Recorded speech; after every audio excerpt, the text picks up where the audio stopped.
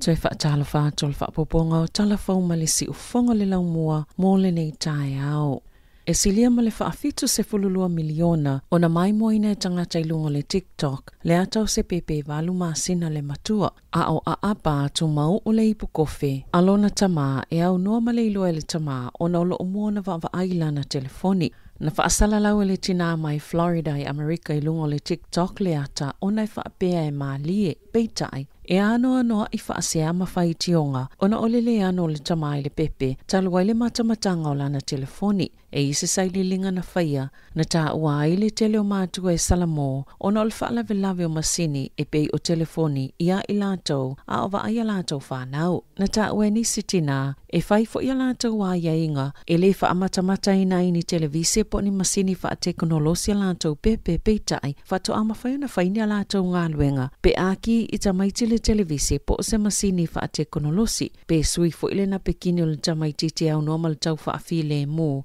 a o wha amatamata i se telefoni po isi masini wha a teknolosi. I whautuanga le matanga luenga o saifua maloloina e le te tauna wha amatamata tamaiti e lalo ta ilua tau sanga le mātutua i ni masini wha a teknolosi po televise. I e lalo i whamale i tū la i le aso mō tamaiti ta ilua anga i le ta ilima tau sanga le mātutua. E i lalo i fole lua i tū la i le aso mō tamaiti ta ilima anga i ile ta i se fulufitu tau sanga le mātutua. Peitai o lo ta ua fo isu asu enga e te tau fo ina tala noa i mātua i le whaalawe lawe o masini neia i lātou. I se iloilonga i le luafe lua na maua i le NIP New Zealand o le awha mātua sa whesilingi e le saililinga sa whaalu le tele o lātou taimi i masini po devices mana ta utino i le ono paseno i lātou e whaalango tele i masini e tau sitama i a lātou whanau. Ua whaasosolo manui e se tamaititi no so wha i se taifau e manga whae i lea so whareile taluai. E lua tau sangol tamaititi Sāmoa moli il whalema i middle moa moni tonga fitinga. I le taiawana na whina ta uai e se so upal whalemai. O i se tūlanga le leile tali atol tamaititi tonga fitinga na wawena tu ina atol taifau lea na whaina le tamaititi. I le pulenga i waia me ola al pulenga nu ina ua umal whaalavlave mai whaapia ua mai a ona tape se itulou o se taifau lava a le a ingo le tamaititi.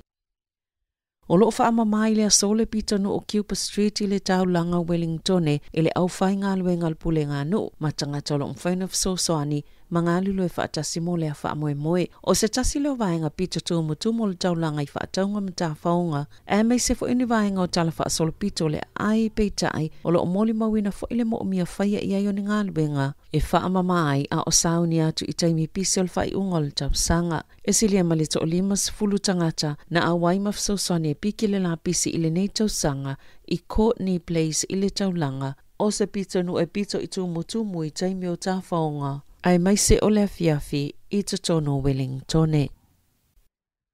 E le imo lava se tono a vaenga whaapwhai e tolu i o lo tala noa mo se whainga malo so whaatasi. Pe ona iei le whai ungo le vai aso. Wasilia ma le lima vai aso talo na mai al whainga palo ta tele le atunu u. Ai o lo whaatal pia i se teimia mai ai whaatala noa ngai le vao le National Act ma le New Zealand First. Na ta ua le palimia tausia le atunu u Chris Hipkins wa tuana i vai aso talo na mai a te ua nā tingi pusa na ia whaalia wa sauni e tu atu ki i le whainga malo whaaulioli. O le aulia na nā whina whaaua wai whaatala noanga i le vao Christopher Luxon. Ma vao vasa mana i Winston Peters i le whale tali malo le Cordis i Aukilani na whaalia Luxon e whaataunu i lungo le telefoni ma upenga ta whailangi le whaaua unga o fono i teimi mulimuliane ana nafi ina ua mai a fono tanga i le awauli. Ma o le a whaawa upeona iei Aukilani moni na ia solo manai o ana nafi le na sauno ai Luxon o i le vaenga whaai ula vau whaatala noanga mo le whaunga o se whainga malo so whaatasi mai maungalo se malilienga o na whaasilsila aloa i aloa le i Wellingtone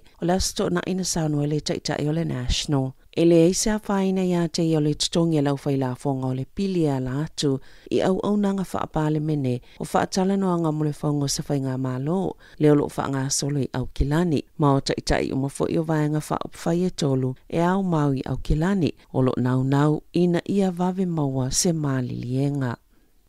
Ua wala au le ta i le vaenga whaapawhai le Labour Chris Hipkins mo le tau ai kāsa ina ia wawe tau fia ma sa whaamanino Hipkins o lana whaasila silanga o lo o whaia o i o le ta i o le Labour ai le o le pāle mia tausi a le atunu o le taimi nei. Wo i le taimi ua whainga tai o na ia toi ngungu i le amata upu e le o tutusa ma mata anga mata ngō fio le vaenga whaapawhai le Labour o na moli mawina ni vaenga mata utia whaapea e au noa ma le vala au ina ia tau fia le taua e pe ona sauno Hipkins e te tau ia Isara elu makasa o na vave whaamauti noa le au sioni tuunga mo le tau finga o whetawa inga ma lo utu maupea le popole o le Labour ia fianga o tangata soifua lau tele mai nei whetawa inga wa wala au fo i Hipkins ya Isara elu ina ia whaatanga o na la watu uto vaila au mawaenga mo mia mo tangata e wa wala au fo i le Hamas ina ia whaasa o loto tangata o lo olato ave whaamalo sia.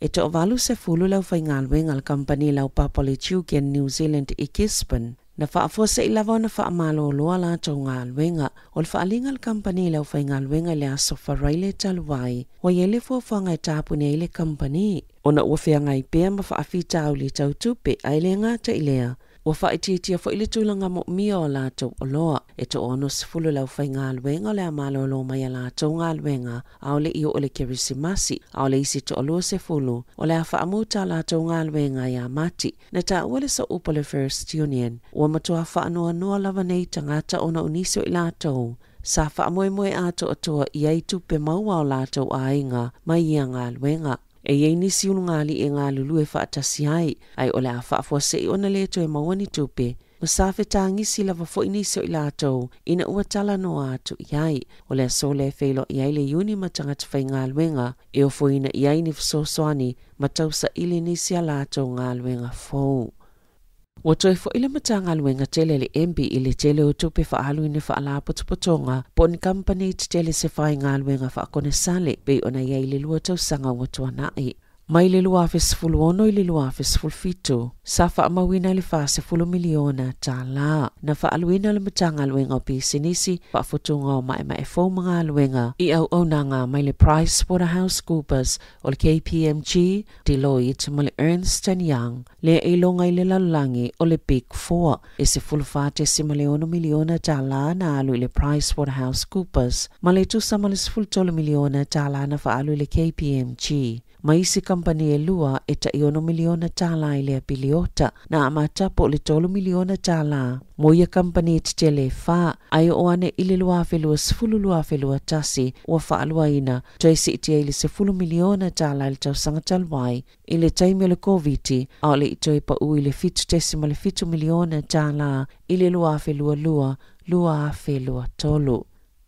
Sa whaalia le net safe, la tau te le iloa ina le whaasiseenga o tangata New Zealand, i se polo kalame tau whaavalea fau, na awei whaamamonga o tangata e la tau te ngā tupe peitai, a tonu sa whaia malele iloa e tangata, na lipotia le ABC, e to tele tangata i Australia na whaatutu i ai. Se oso whainga ni tangata Lucia, la tau te whaios whainga i polo kalame o masini whaate konolosi, i te ngā tupe tangata, mai ta uale polo kalame o le Octo. Na whaasise ina i tangata e whaangaina i tu ai ngō telefoni o le Android, ma whaailoa i tangata la tau whaamamonga o tau ngā tupe, na mawhai ei ona tu e lau tau whaasise i lunga o telefoni, ni ata pepelo e tai i lunga i le tangata le numero whaalilo e te tala ai le telefoni, po fake lock-in screens, na ta ua Sean Lyons o le net safe, o se polo kalame leanga ona i le ngata i oso whai ei tau ngā tupe a tangata, ai tape ei fo ima le telefoni, mai le mawhai le tangata ona toi whaia i ai. Se isi ngā yoinga,